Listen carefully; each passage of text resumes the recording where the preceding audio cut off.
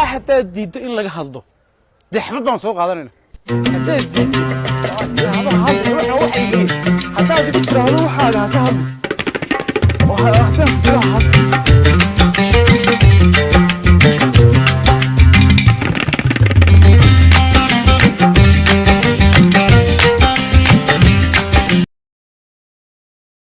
شارع الباندي waxay ka jirtay cadaalad darrada Soomaaliland la wada leeyahay dadka dulmiga lagu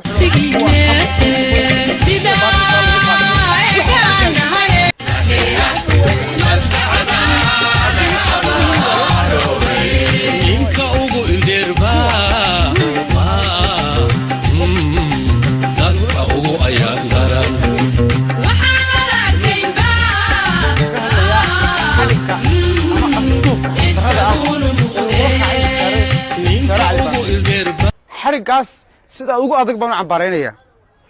dhalinyaradu ama saxaafadaha ahaato ama bahda fanka ahaato ama suugaanta ahaato ama dadka aqoonyahanka ahaato ama waxaad moodaa dowladdii wakhtigeedu dhammaaday inay eeganayso uun oo ay wax walba maalinba waxaan maqlayay deegaankeennaas hoo yidhi jaarkeennaas hoo yidhi nafsiyaasadeed baa laga dayaya halkaa war haddaad qofkan xidho waa dhig joojinun dee xalkii ma taabanin sharac albaandi waxay ka jirtay cadaalad darrada Soomaaliland la wada leeyahay dadka dulmiga lagu xidho kuwa shaqooyinka sida baadilka lagu qaato waxaas ka jirtay waxa haddaad diiddo in laga hadlo dee xabad baan soo qaadanayna haddaad diiddo oo aad tiraahdo hadli waxna waxaygiye haddaad igu tiraahdo waxaaga ha ka hadlin oo haddaan ku dalaha hadlin oo haddaan cunaa ku qabtaan neefsanin dee qori baan soo qaadanaya markaa gamaadi haddaad jaamac tahay haddaa maxamed ahay dad jaamac baad noqonaysa laakiin waxaad madaxweyne in noqonaysa marka aad tiraahdo markan hela cadaaladiga ka qabata boolisiga ka qabta sharciga ka qabta markan intaa helo ayaa lana ku ixtiraamaya teetalkaad haysiyo waxaad hayso haddaad tayntaa soo dhaafto dee laba qof baynu marka